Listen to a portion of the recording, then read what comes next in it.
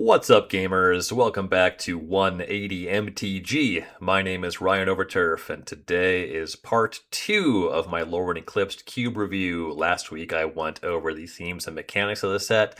This week I'm going to be talking about a lot of individual cards and how I see them as potentially appealing for different cube environments.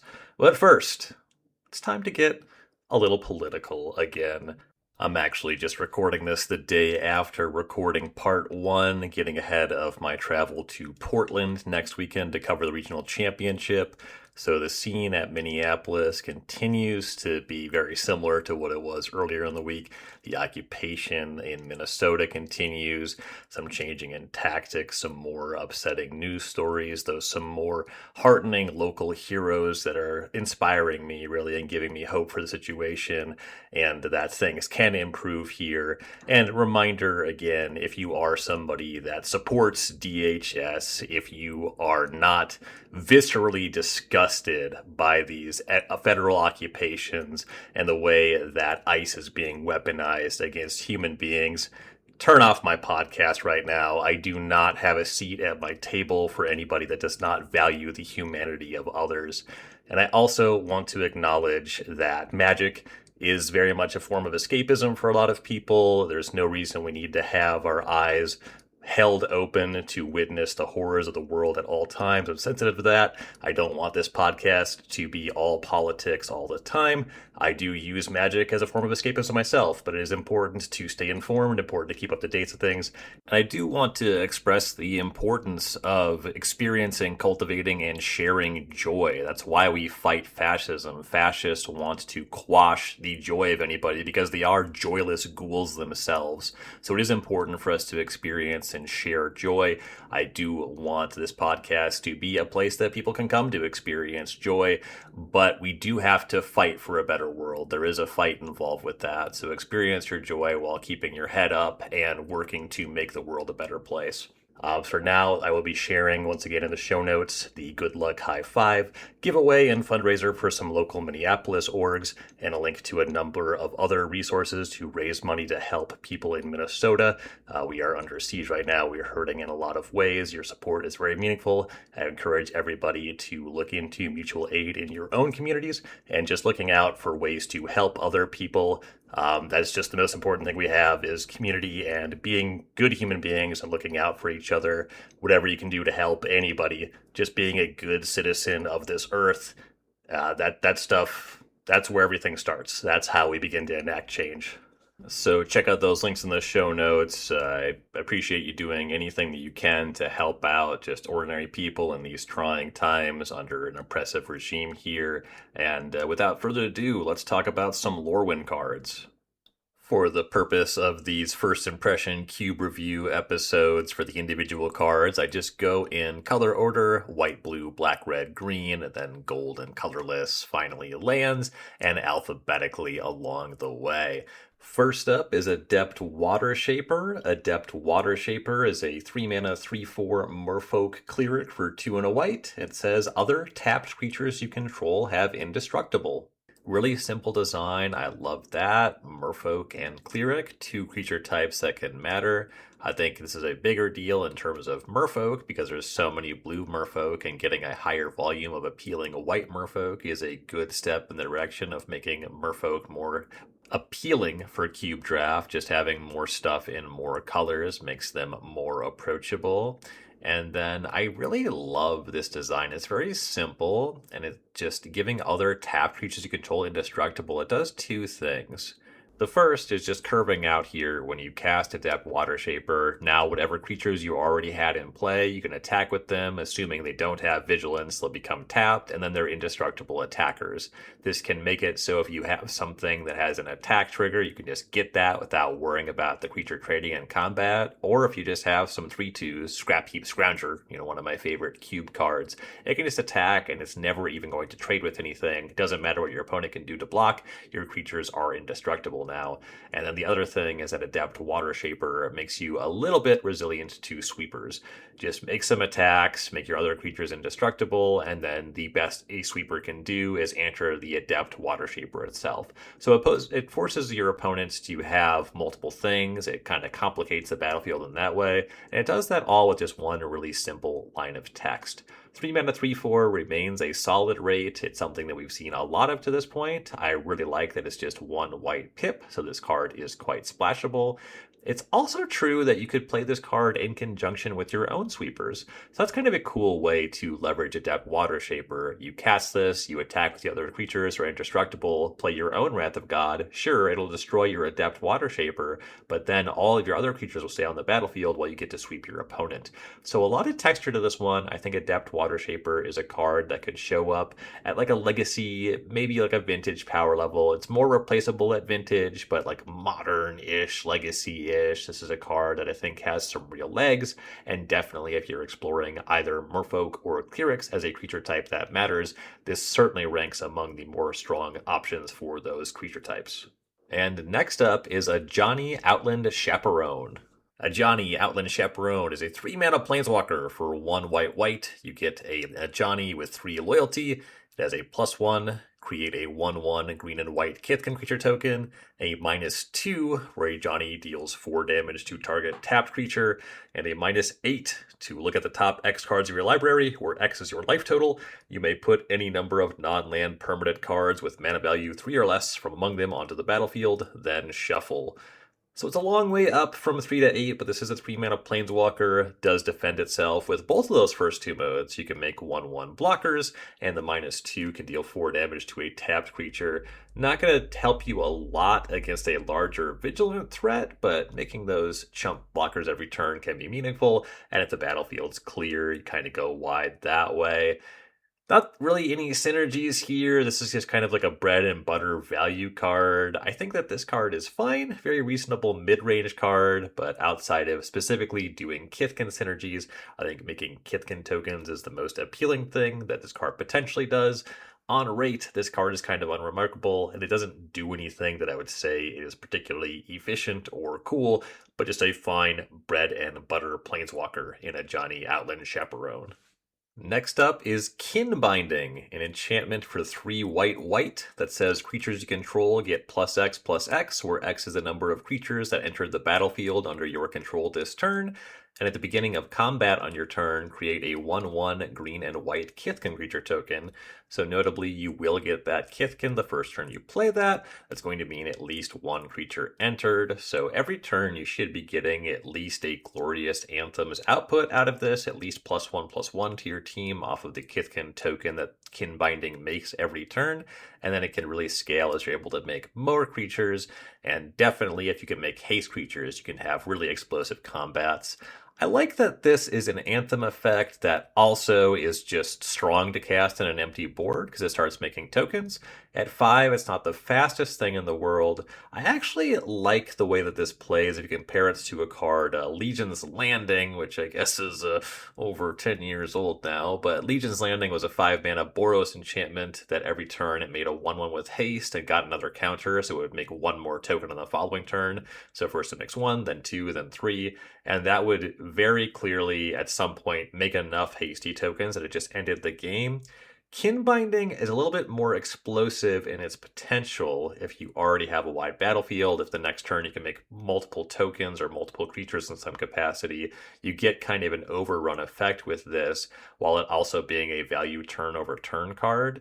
But there's a little bit more play to it, I would say, on the battlefield. It's not just you make these things that they have haste. If your opponent is able to reset the battlefield at sorcery speed, it's going to continue to play for multiple turns. You can use a Wrath of God to get you out of anything that the Kin Binding does on its own, whereas Assemble a Legion, you more had to be able to play at instant speed or otherwise be able to close the game immediately. Kin Binding will pressure you to close the game, and I think it is a stronger card than Assemble a Legion, not the least of which because it's a monocolor card. I just like the way that it plays a little bit more, not giving this stuff haste, making a little bit more of a puzzle for you to present, something that is going to ask you more what kind of deck do you put this card in, then this is a card you want against control decks. It is true that Kin Binding is a strong card against control decks, but a little bit more texture to it. And I think it's kind of satisfying to have that explosive synergy with other cards as opposed to just being one rate card. So I think Kin Binding is kind of a fun one. It's not going into any of my designs, but it is a card that I find pretty charming and does seem pretty fun to play with. Next up is Kinscale Sentry, a 1 and a white 2/2 Kithkin soldier with first strike and lifelink. That also says whenever this creature attacks, you may put a creature card with mana value X or less from your hand onto the battlefield, tapped and attacking, where X is the number of attacking creatures you control. So 1 and a white 2/2 first strike lifelink is just the full card from Bloomburrow's Bright Blade Stout, which I think is a pretty appealing rate, very strong and just like a retail limited power level environment. And then this card also has something reminiscent of Preeminent Captain from Morningtide, though this ability it's not at all tied to creature types. I actually really like that this is not a typo card. It's a Kithkin, so if you are playing in the Kithkin space, it of course is +1 on any Kithkin synergies that you're exploring. But then this is just a solid card on rate to put in a mono white aggressive deck, and it's fine for a controlling deck too. First strike and lifelink is a good combination as a blocker to pad your life total in a mid-range or a controlling deck. So I'm a pretty big fan of this body, and I like that it enables you to leave some mana up if you are getting aggressive while continuing to assemble your battlefield, utilizing that attack trigger to put another creature on the battlefield, tapped and attacking, mind you. That's going to enable you to leave up whatever tricks you might have. Certainly these days, as white sees more and more cards with flash, definitely a reprieve from Lord of the Rings being one of the big ones, so you have some interaction against a potential sweeper as you continue to make your battlefield wide, makes this card very appealing. I see Kinscale Sentry as the kind of card that can show up and be meaningful in any kind of cube at any power level. I guess it would scale all the way up to the highest power levels. I mean, there's going to be cubes where this is just a little bit too much going on with the card, but this is strong enough to show up even all the way up to Vintage Cube. It's not going to be a huge role player there, but it's a body with enough stats and enough keywords, and this is going to be really meaningful in terms of the texture it adds to combat for any kind of creature-based environment that's interested in this sort of thing. Cheating the creature into play tapped and attacking can lead to really exciting moments. There's a lot of rate here for 2 mana. I like that it's not doing anything that's super unfair. You're just kind of expanding your battlefield. You can't cheat a giant creature onto the battlefield unless you already have a lot of creatures. So it does play in a space that's vulnerable to sweepers in some capacity. I like this design quite a lot, and I'm really happy to see it only cost 1 white pip so that it's just more accessible, more castable in more environments. Kinscale Sentry, definitely one of the strongest considerations for white aggressive decks out of Lorwyn Eclipsed. Next up is Riss the Evermore, which is another very strong consideration for white aggressive decks. This is 1 and a white for a 2/2 legendary elf warrior with flash. When Riss enters, another target creature you control gains persist until end of turn, so when it dies, if it had no -1/-1 counters on it, return it to the battlefield under its owner's control with a -1/-1 counter on it, and you can pay white and tap Riss to remove any number of counters from target creature you control, activate that ability only as a sorcery. So flash to cast it, but that ability only usable as a sorcery, and importantly, Riss cannot give himself persist, it's going to only be to another creature. So if you're playing this as a flash grizzly bear, if you have no battlefield, that's all that it is. That's pretty reasonable for a 2 mana 2/2. And then if you're using this to persist to save a creature, like if you get a creature that's either trading in combat, or maybe your opponent's using a removal spell, whatever the case may be, use persist to save it. That's already kind of a Restoration Angel effect. This is not on the power level of Restoration Angel, but it's 2 mana versus 4 mana. And it's not on the power level of a card like Ephemerate, which gives you 2 blinks that can really put your opponent in the ground. And that's actually why I really like Riss. I think that this is just a modest card. It's strong, don't get me wrong, but it's not just going to be game ending. It's going to turn an even exchange into a potentially very beneficial exchange for you. If your creature has any kind of enter the battlefield effect, Riss can give you a really big swing.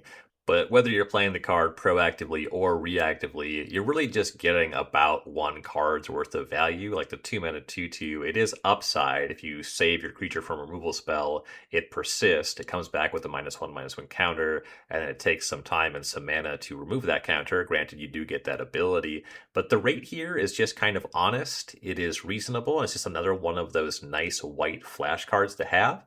So I like the way that Risk the Evermore plays. This is one that I'm going to slot into the original recipe Tubert. I think that it lines up really nicely along with Restoration Angel in that cube to kind of flesh out a little bit more of White's flash identity.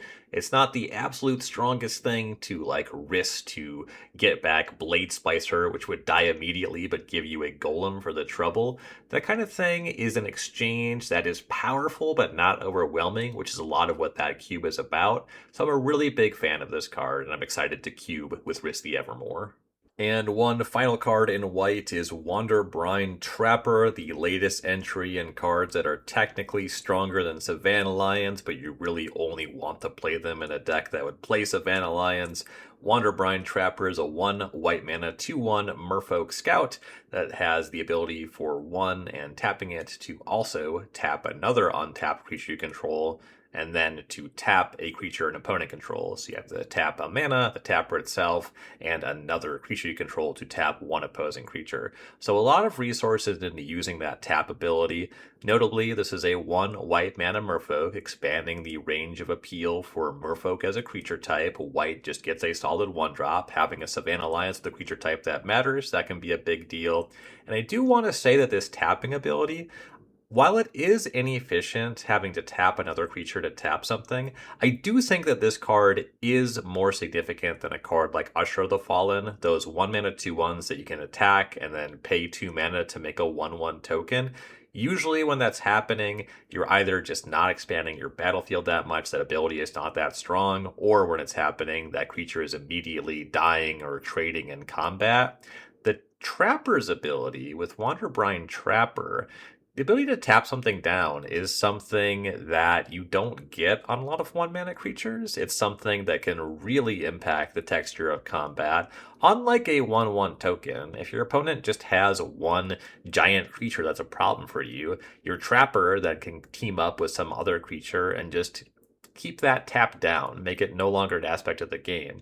This is a question of opportunity cost. If a 1 mana 2/1 is a creature you're already interested in playing, when that ability comes up, it has the potential to be very impactful, all the while attacking for 2 with your 1-drop is something you want to do anyway. So this is just appealing upside and something that would allow you to play a little bit differently, whereas with those creatures that make the tokens, they're doing something you would already want your 2/1 to do. They're aggressive, they can expand your battlefield, but they're not that good at it, and they're only successful at doing that when you already have good attacks and you can be aggressive, whereas Wanderbrine Trapper gives you something to do when you don't have good attacks, which I would say makes this card a lot more appealing than those cards, even though it might look weaker on the surface.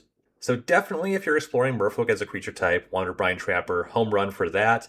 But then just as a 2/1 with an appealing ability, I do think that this card plays better and stronger than other cards people play in this space. I would definitely play Wanderbrine Trapper over any of those 1 mana 2/1 token makers, as their abilities do not perform very well in actual games, whereas the Trapper has some ability to be meaningful even when you don't have good attacks. Moving on to blue, first up is Disruptor of Currents. For 3 blue, you get a 3/3 Merfolk Wizard with Flash. It also has Convoke, so your creatures can help you cast this spell. And when this creature enters, return up to 1 other target non-land permanent to its owner's hand.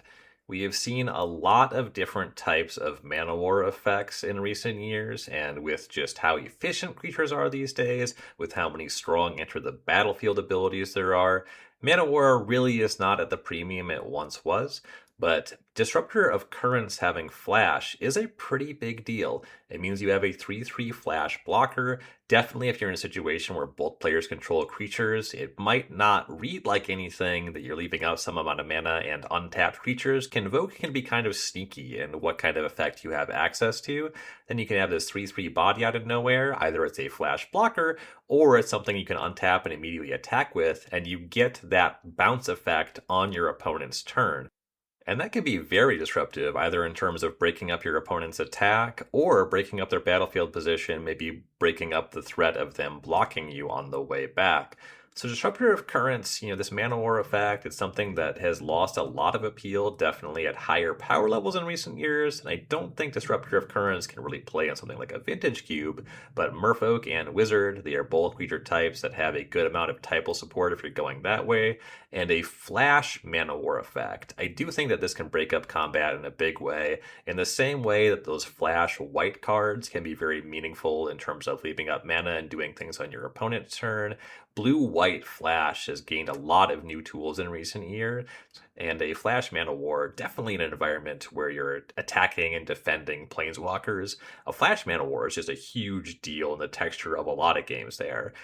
And while 5 mana is a lot, I think Convoke is kind of a big deal here. Definitely if you're playing cards like a Cult Epiphany that can make a bunch of blue creatures on your opponent's turn, then you can just get a huge return on your mana and suddenly have a very threatening battlefield.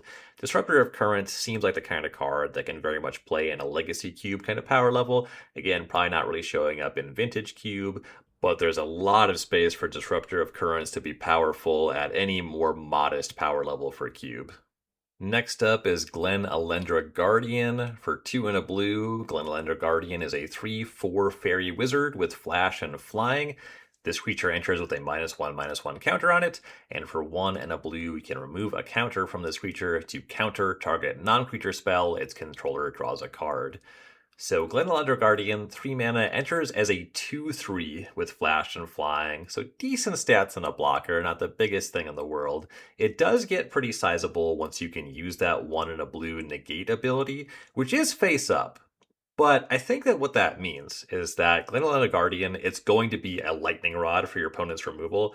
You can flash this in. There's a lot of stuff that it can profitably block. Definitely casting it for 3 mana. A lot of 2-drops that a 2/3 can just jump in front of. And your opponent is pretty incentivized to use a removal spell on Glen Elendra Guardian, just because eventually you're going to be able to tax their mana, use that negate ability. They'll draw a card, but if you're countering a Planeswalker, that's such a huge tempo swing. And also, this is just talking about games where you flash this in on turn 3. There's a real potential when you get up to 5 mana to flash in Glen Elendra Guardian and immediately cash in that negate ability against an opponent's Planeswalker, Sweeper, what have you. Any big spell they tap out or tap most of their mana for, and then suddenly you have a 3/4 and all of their mana is tapped. And definitely if you're just hanging on to another counterspell, that's going to be a disastrous situation for your opponent. This card, very reminiscent in terms of play patterns to me for cards like Vendilion Click, just these blue flash threats, and this one a better blocker than Vendilion Click, that can cause your opponent to just get a little bit off balance, and sometimes a little bit is all you need, where you are going to replace the card that you negate with this ability, but your opponent's still going to have to use the mana to get through it. Glen Elendra Guardian, it just feels like a card that's tailor-made for the original recipe Tubert. I'm going to be trying it out in that environment, and I'm really excited to see how it plays there. And this is the kind of card where you very much could scale this all the way up to Vintage Cube because there are so many powerful non-creature spells to counter. I would not be surprised at all to see this in a powered cube, and it plays reasonably down quite a ways in the power scale as well, just because the body is not that overwhelming and it replaces the card when you negate. This is just a fair, very honest card with some good creature types in Fairy and Wizard, and Glen Elendra Guardian is one of my favorite cube cards from Lorwyn Eclipsed. And one more blue card is Thirst for Identity. For 2 and a blue, you get an instant that reads draw 3 cards, then discard 2 cards unless you discard a creature card. So this is the newest entry in the Thirst for Knowledge line, and arguably a creature being the card type where you only have to discard 1 card is the most appealing version of this effect that we've had. Compulsive Research discarding a land, or there's the one that discards a basic land that's an instant. That's fine in terms of just playing a regular game of Magic, but also 3 mana draw spell is no longer very strong in a regular game of Magic, at least at the highest power level. Even as something like Standard, this card is unlikely to see much play, if any. Maybe a little bit. There's some stuff that plays in the graveyard. But what I'm getting at, Discard, importantly, discarding cards for value, playing out of the graveyard is really what you're trying to do with cards like this, definitely in 2026.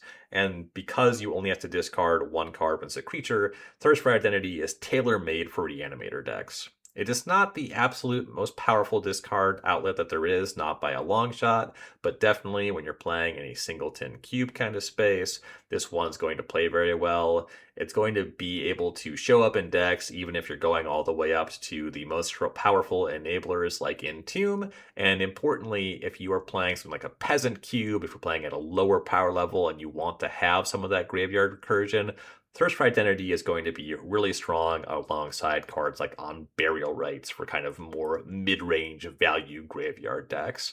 So Thirst for Identity, this would be like the most significant cube card from a set that released like 10 years ago.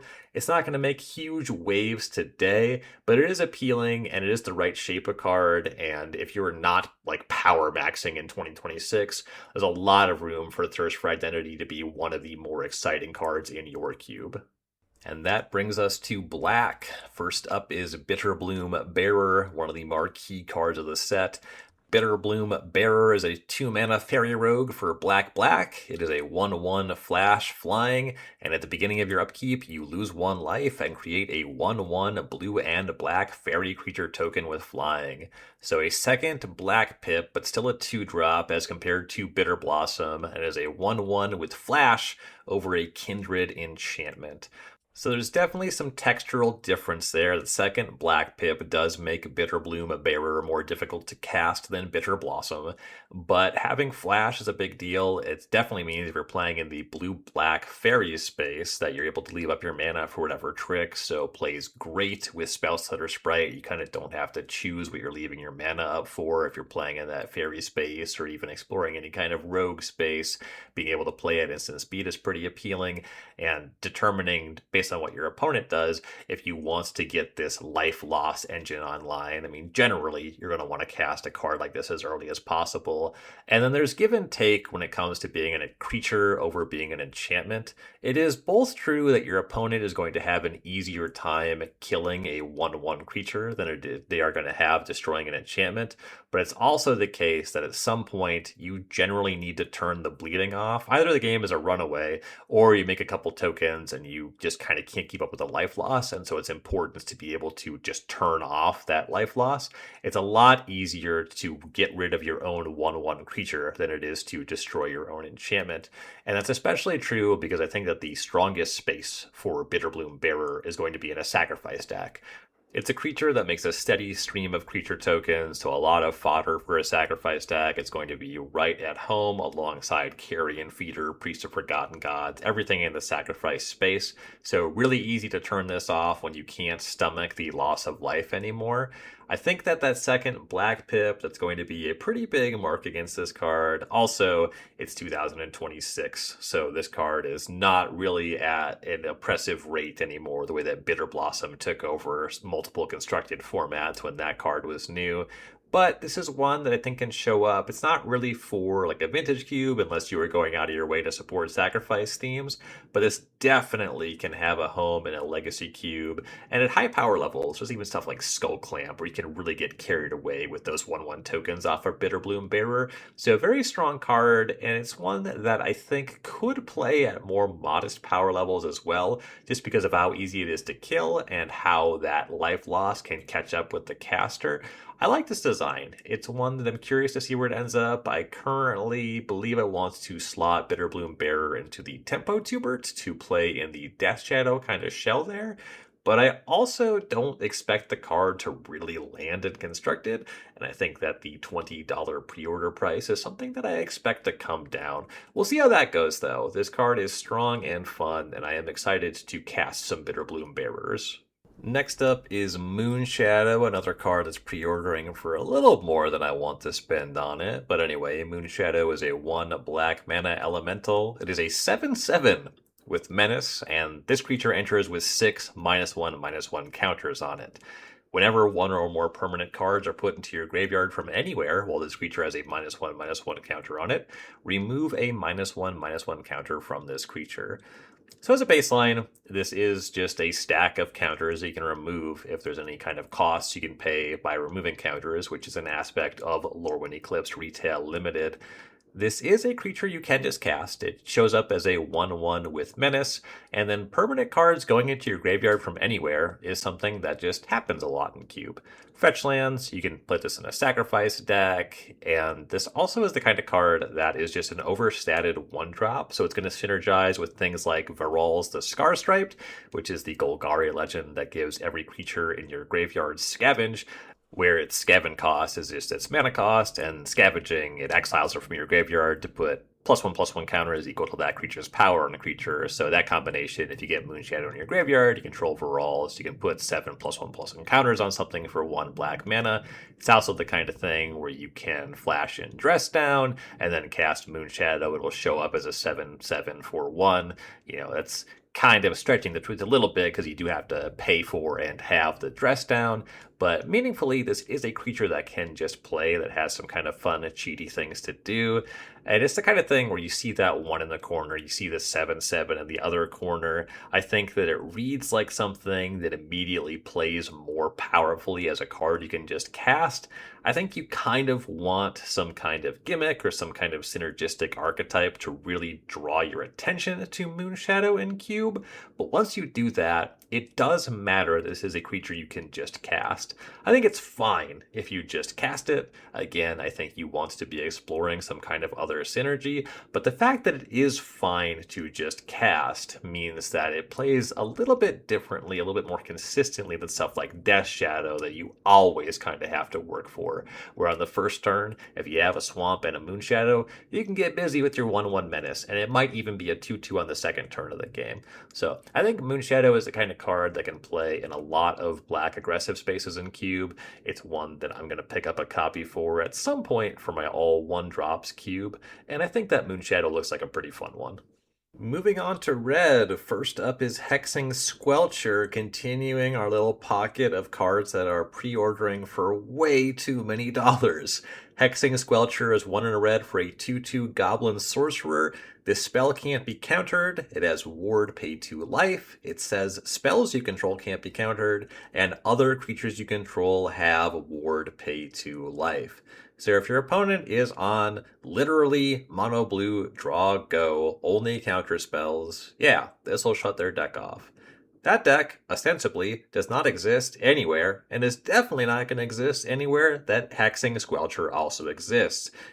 Hexing Squelcher will generally be good for 2 points of damage. Definitely if you are backing it up with some spells your opponent really wants to counter, so they really want to use a removal spell on this. If you're just playing this in a creature deck, and your opponent is a control deck with sweepers, which is the kind of thing I would expect to see in environments that feature Hexing Squelcher, it's just the kind of card that is going to get swept up and give you nothing meaningful because you don't need to counter it or target it to get it swept up in a Wrath of God effect. I think that this card can play if you are in an environment that's about a lot of attrition, a lot of 1-for-1 trading. You'll always get 2 life for it, but I think that you will more rarely get more than 2 life for it than players would expect. Definitely anybody that's pre-ordering this card for $30 or more dollars. Like, Hexing Squelcher is going to show up in Standard. It's going to be similar to a lot of what we're seeing with Magebane Lizard, where it's a creature that typically can convert to at least some damage in most games. And you can conceive of a high ceiling if this makes something meaningfully uncounterable, or if you have another creature that's just stronger than Hexing Squelcher or more immediately meaningful on the battlefield, where your opponent has to use removal on something else, and then later use removal on Hexing Squelcher, and you get multiple triggers. Like, yeah, this thing could, in some games, go totally nuts. In the average game, it's a 2/2, and it will probably deal 2 damage. And that is fine for 2 mana. You could put this in a cube. It's a goblin. I think that this is a fine card to back up your Goblin Lords. but it's really just not that strong. It's the kind of thing where we see cards like this all the time. Vexing Shusher was one that was really exciting, and it's shown up in constructed decks some amount over many years. A lot of different variants of this spell can't be countered, your spell can't be countered, but a 2-mana 2/2 ultimately pretty fragile, and we're not in Randy Bueller draw go world anymore. We were barely ever were in Randy Bueller draw go world, even in 1997. Decks just have answers to cards like this. Hexing Squelcher is fine. I would say if you intend to purchase this card, I hope you haven't already done it. Wait. This card is going to plummet in price. It probably will show up, and when it shows up, I could conceive of this being a 4 of in standard red decks, but it's not a card. I think that there's not going to be a dramatic difference in performance between players playing mono red in the standard that have 4 or 0 Hexing Squelchers. Even then, it might be optimal, but this effect is just less appealing than it looks. Hexing Squelcher is fine, and that is where I will leave things. Next up is Meek Attack, honestly one of the cooler cards from the set. Meek Attack is an enchantment for 2 and a red that says for 1 and a red, you may put a creature card with total power and toughness 5 or less from your hand onto the battlefield. That creature gains haste. At the beginning of the next end step, sacrifice that creature. So this is just kind of a cool build around. I definitely think that this is space where this card is more modest than Sneak Attack, but it does open up some cool build around potential. Definitely if you spend some time on Scryfall just looking for creatures with big mana values and small combinations of power and toughness. One that I've seen tossed out in the conversation is Agent of Treachery, which is a 7-mana 2/3 that when it enters, you gain control of something that an opponent controls. That can be a really good return with Meek Attack. You can put in some of the Splinter Twin combo stuff, like Meek Attack does sneak in Kiki Jiki and Pestermite, which is something that I actually really like doing with Sneak Attack, but I don't know if this is necessarily going to play in the same environment as that. Meek Attack is way more restrictive than Sneak Attack. It's some kind of thing where I would encourage anybody excited about this card to build around it. I imagine that you can do more fair-ish things and lead to way cooler games, because with Sneak Attack, a lot of time the idea is you put in Emrakul or Gristlebrand, you really want to end the game right away, whereas Meek Attack can do stuff like, I don't know, flash in Solitude for 2 mana when you don't have a white card to pitch, or just like put in some value creatures. And I could definitely see Meek Attack leading to kind of wackier, but games that last multiple turns, which does make it more appealing to me in aggregate, whereas Sneak Attack is something I only ever want to see in a Vintage Cube. I could see Meek Attack being a more fun and zany build-around at lower power environments. I don't have any plans for Meek Attack personally. I am curious and excited to see what other people do with the card, though. Moving on to green, our first green card is Formidable Speaker. This is John Emmanuel Depras' World Championship card made in his likeness. Formidable Speaker is a 2/4 for 2 and a green, an elf druid, so 2 reasonable creature types there. When this creature enters, you may discard a card, not a creature card, any card. If you do, search your library for a creature card, reveal it, put into your hand, then shuffle, and for 1 and tapping Formidable Speaker, you can untap another target permanent. So immediately, this card does a ton of stuff that scale all the way up to No Holds Barred, all the Broken Card Vintage Cube. It untaps Time Vault.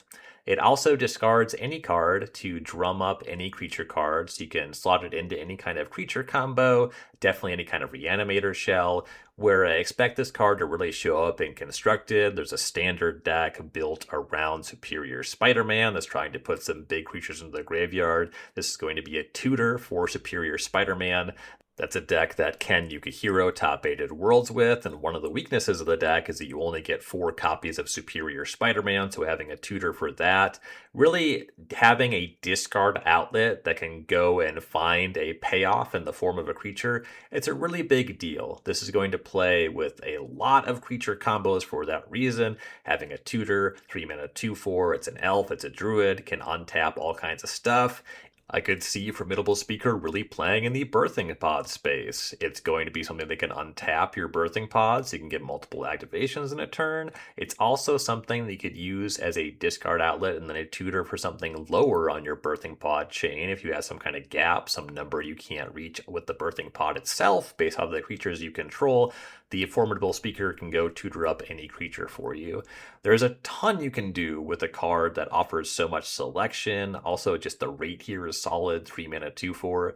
3 is a little bit steep for a tutor. At higher power environments, you are paying for what you get, but what you get is tremendous card selection and even a discard outlet, which can be an enabler in some environments. This one's going to go in Spooky Cube for sure, and I expect this to be one of the most cubed cards of the set, which is what Jean-Emmanuel Deprat had as a goal for designing his World Championship card. So well done there with Formidable Speaker. And one last monocolor card will be Sapling Nursery. For 6 green, you get an enchantment with affinity for forests, so it costs 1 less for each forest you control. Then it has landfall. Whenever a land you control enters, create a 3/4 green treefolk creature token with reach. And for 1 and a green, you can exile this enchantment so that treefolk and forests you control gain indestructible until end of turn. I don't think that this card is terribly powerful. There's not a ton of environments it's going to be appealing for. Definitely when you play in the landfall space, there's some very powerful stuff with landfall. Also, you tend to be playing with fetch lands. You want to play a bunch of different colors.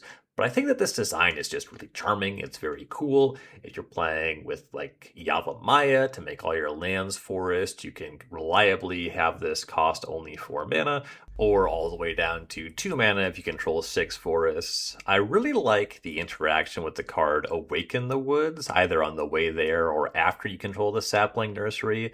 That's a sorcery for green X that creates X 1/1 green forest dryad land creature token. So it just makes a bunch of forests. So it can either make it so you can cast your nursery for a little bit cheaper, or it makes a bunch of lands. It's kind of one of my favorite cards to pair with weird landfall synergies, and making a bunch of lands. You're going to get your 1/1 dryads, you're going to get a bunch of 3/4s, so you can either discount your sapling nursery or be a big payoff, so it kind of plays in both directions. I think that that's pretty cool. I don't have any plans for Sapling Nursery, but it is one that is just one of the cooler designs in the set, so I wanted to give it a little bit of attention. It's definitely going to show up in some cubes. Very much not a vintage cube card, not really even a legacy cube card, but it's one that I think will inspire the imagination of at least some players. And now for some gold cards. First we have Abigail, Eloquent First Year. Abigail is a 1/1 for 2 black-white hybrid mana, a legendary bird bard with flying, first strike, and lifelink. And when Abigail enters, up to 1 other target creature loses all abilities. Put a flying counter, a first strike counter, and a lifelink counter on that creature. So 2 mana 1/1, not the most exciting thing, but the combination of flying, first strike, and lifelink, it's a lot of keywords. Definitely if you can modify Abigail's power, you can really make this creature effective in combat.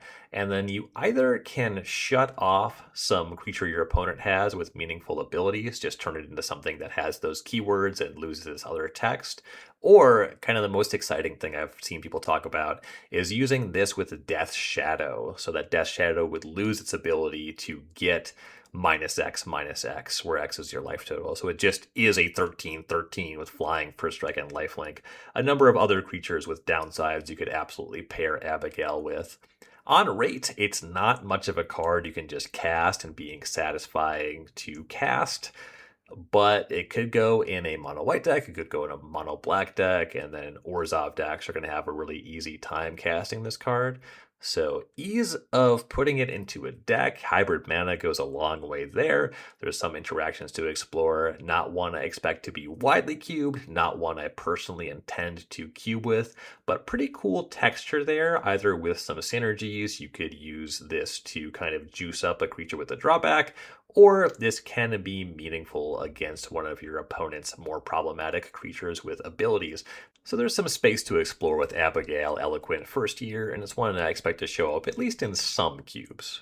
And our next card, definitely one of my favorites. It is Figure of Fable, a callback to Figure of Destiny.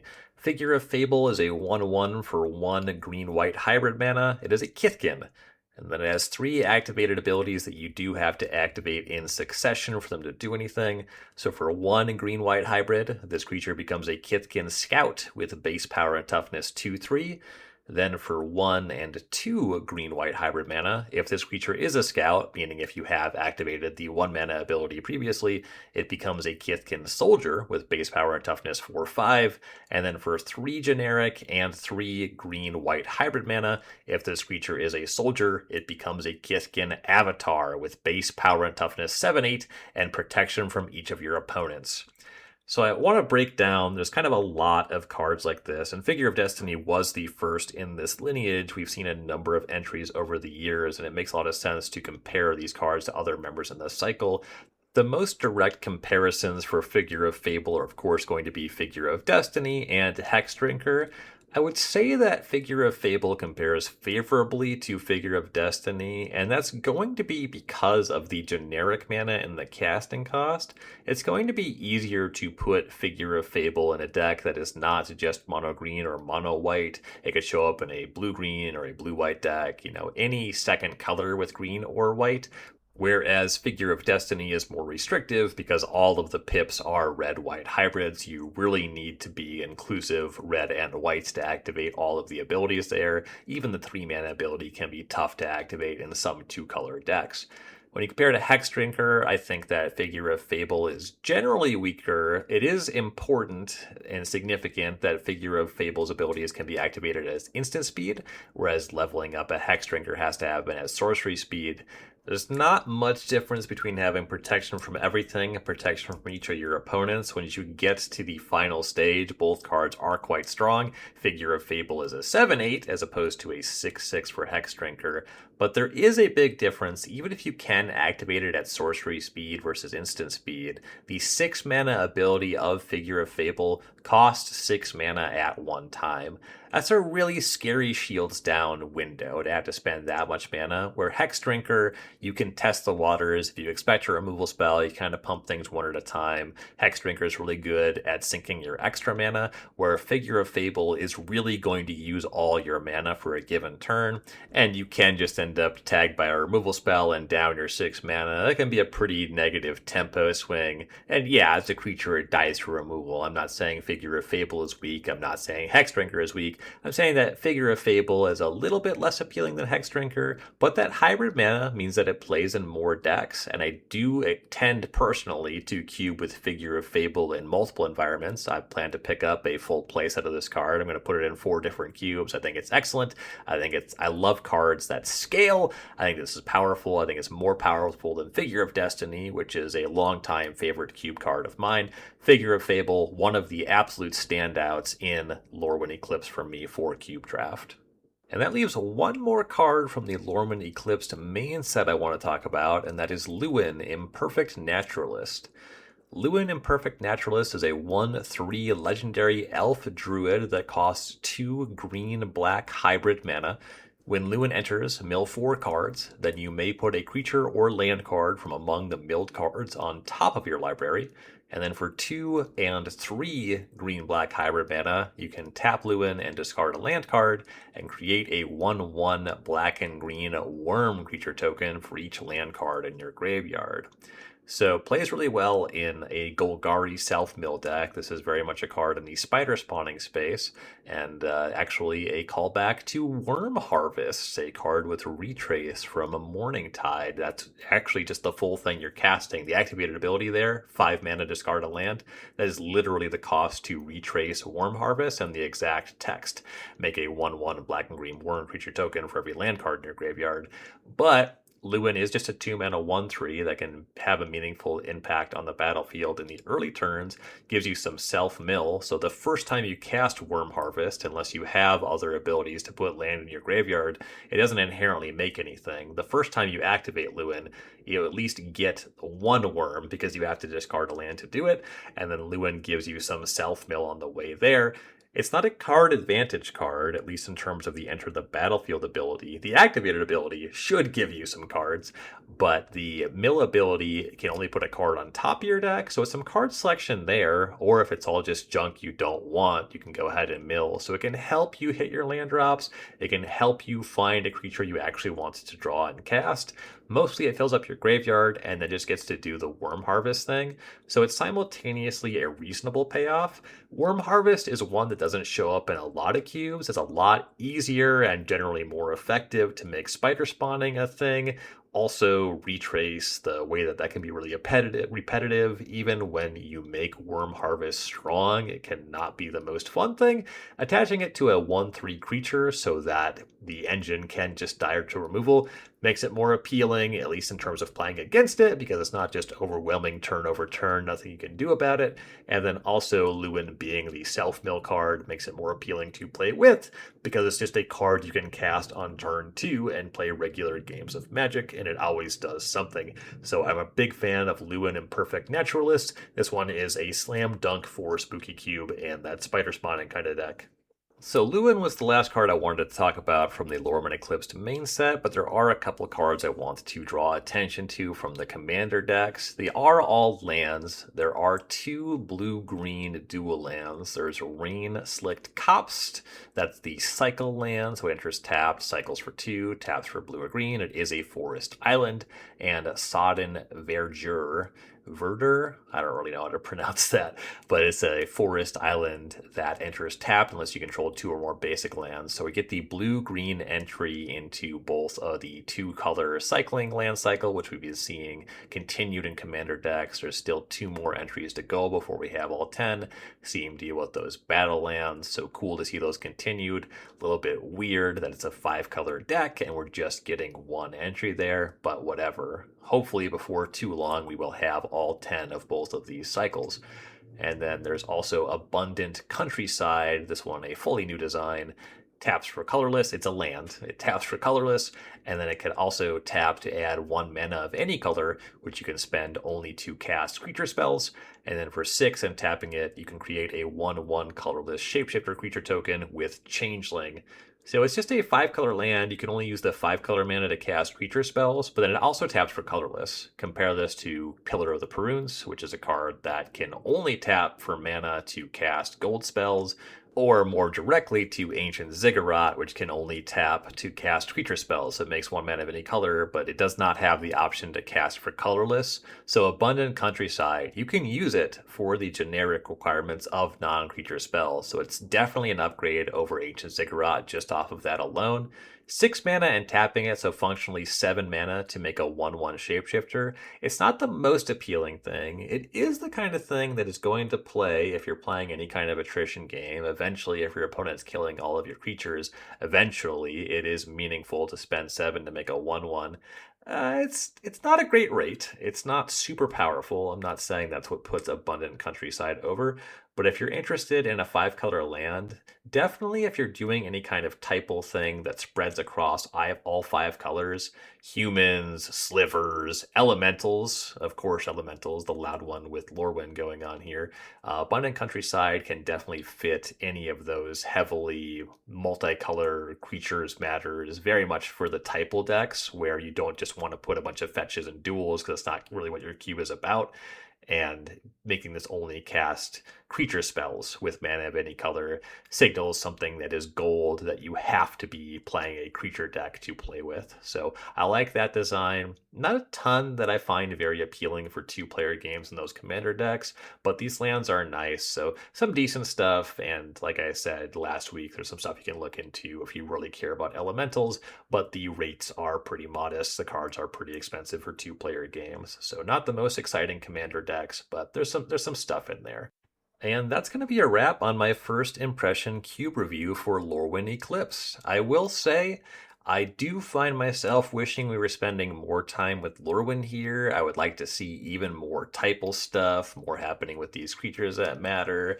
There's not a ton going on. There's only so many cards with Vivid, and the Blight stuff is cool. I'd like to see a little bit more of it. They've left me wanting more, which, to be fair, that should be your goal as a game designer. Unfortunately, we're probably going to have to wait some number of years before we get more Lorwyn, but I certainly find myself with an appetite for it. And there's a good amount of cards that I'm excited to pick up from this set.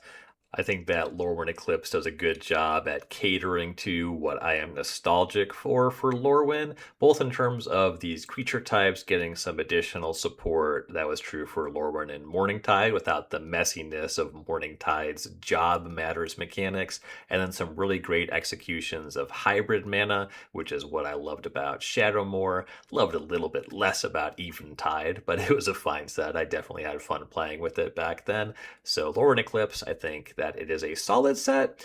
And in terms of having just a good sampling of simple and appealing designs and cards that feel relevant in the year 2026, I think that Lorwyn Eclipse feels really nice. I'm excited to see how this one shakes out in Constructed. There's a couple of cards that I expect to have a major impact, but it's not going to be as kind of upending as we saw Avatar: The Last Airbender be. I think Avatar is stronger by a considerable margin than what I will want to see out of the average standard set.